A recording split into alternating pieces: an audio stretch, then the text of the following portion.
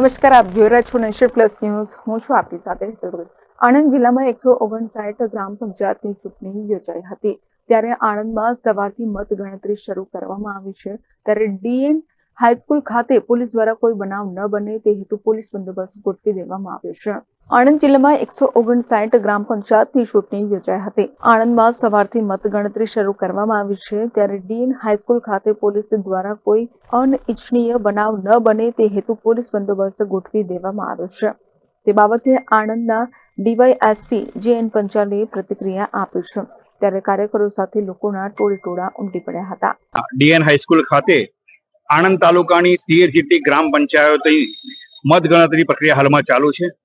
આ મતગણતરી પ્રક્રિયા દરમિયાન કાયદો અને વ્યવસ્થાની પરિસ્થિતિ જળવાઈ રહે, કોઈ અનિચ્છનીય બનાવ ન બને તે માટે આણંદ જિલ્લાના પોલીસ અધિક્ષક શ્રી જસાણી સાહેબની સૂચના અને માર્ગદર્શન હેઠળ થ્રી લેયરમાં બંદોબસ્ત ગોઠવવામાં આવેલો છે.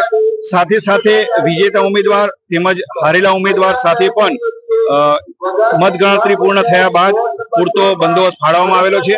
તેમજ અનિચ્છનીય બનાવ ન બને તે માટે પૂરતી તકેદારી રાખવામાં આવેલી છે. આણંદથી દિનેશ પટેલ સાથે Hiran Shah, Nation Plus News Anand. સમાચારોના સતત અપડેટ મેળવવા માટે અમારી નેશન પ્લસ ન્યૂઝની યુટ્યુબ ચેનલને સબસ્ક્રાઇબ કરો, બેલ આઇકન દબાવો અને જોડાયેલા રહો ફેસબુક, ઇન્સ્ટાગ્રામ અને ટ્વિટર પર.